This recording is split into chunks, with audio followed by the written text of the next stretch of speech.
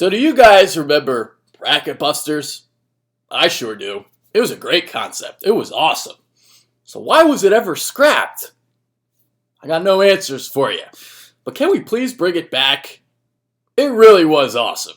It really was. The annual two-day event was held for the final time in February 2013 after an 11-year run. BracketBusters provided an opportunity for schools from non-power conferences to enhance their resume and gain national TV exposure. It also gave the college basketball fans, guys like us, a chance to watch teams they'd normally not see on a day-to-day basis. And for schools with resumes already good enough to warrant an NCAA tournament bid, it provided them a stiff test they normally might not see in conference play.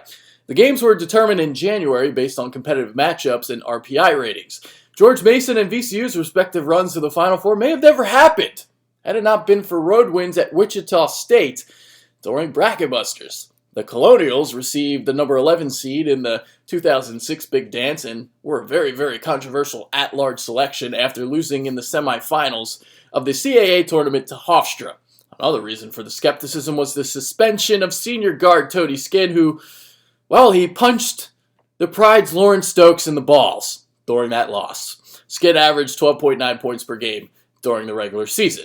But, well, George Mason didn't miss him at all. Instead, they made the selection committee look like geniuses, defeating two Final Four participants from the year before in North Carolina and Michigan State, then topping Wichita State again before taking down top-seeded Connecticut in the regional final. The Rams received an at-large bid in 2011, the first year that NCAA tournament expanded from 65 teams to 68. The magical five-game run included a victory against top-seeded Kansas in the regional final.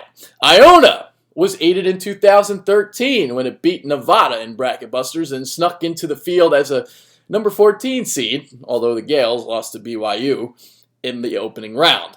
The one school that may disagree with the concept is Drexel. Oh yeah, the Dragons, who won at Cleveland State during the 2013 BracketBusters, were left out of the tourney despite finishing with a 27-6 record and a 16-2 mark in the CAA. There's, a lot of schools that this year that could have used BracketBusters to improve their resume in case, they don't win their conference tournaments. Teams that immediately come to mind are Monmouth, Valparaiso, Chattanooga, Stony Brook. You got Arkansas, Little Rock, Yale, Akron. So teams like that, they could really use that extra top 50, top 100 win on their resume. It really can make a difference between playing in the NCAAs as opposed to the NIT. Before I end this video, two teams that would have made my bracket had it not been for losses Thursday night. St. Mary's and VCU. Both these teams were, comfortably in my last bracket. Both, I believe, were 9 seeds, but the Gales have lost 2 of 3, one at BYU and the other at home against Pepperdine, which is ranked 103 in the RPI. Pepperdine has now swept the season series against the Gales. The Rams, meanwhile, have dropped 2 straight, and last night's loss at 177th ranked UMass. That was a killer. So, so they've dropped 2 straight, like I just said, and I believe, the other one was George Washington on Saturday. So they're now 17-7, and they're one of my first 4 out. So that's it for this one. As